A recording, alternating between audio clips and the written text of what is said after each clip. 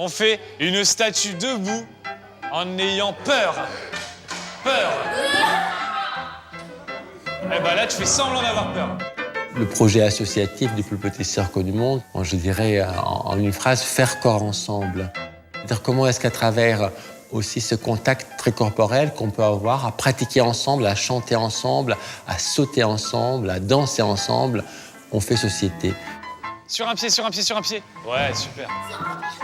Est-ce qu'on peut faire des choses avec des gens qui viennent de notre culture, de notre niveau social, de notre niveau d'éducation? Donc c'est ça qui est aujourd'hui l'enjeu, de remettre ce côté humain au sein de nos préoccupations. Je voulais travailler sur un programme d'éducation artistique en direction des enfants des quartiers les plus défavorisés du Bagneux. Et donc, je regardais le programme de la Fondation des France. Et donc, on a été soutenu par le programme Enfance pendant 2 années de suite.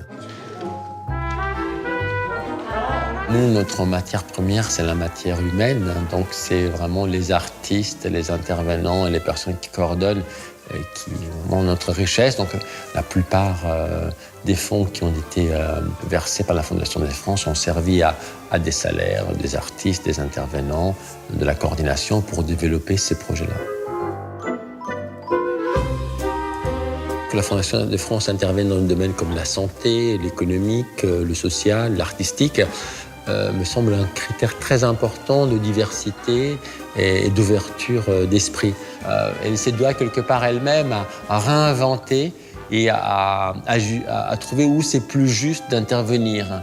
Et là-dessus, je pense que toutes les personnes que j'ai rencontrées au sein de la Fondation de France, ils ont toujours une petite longueur d'avance en termes de réflexion, en termes de projets atypiques, et d'aller chercher même des projets au fin fond des territoires ruraux, là où il n'y avait rien. Donc il y avait aussi cette capacité d'avoir une vision plus globale du territoire et de dire allons aussi voir là où on pense qu'il n'y a rien. Ok, on commence à jongler. On est plutôt actuellement dans une phase où on voit avec peut-être difficultés ou parfois consternation, les difficultés que nous affrontons, que ce soit au niveau sociétal, au niveau économique, au niveau environnemental.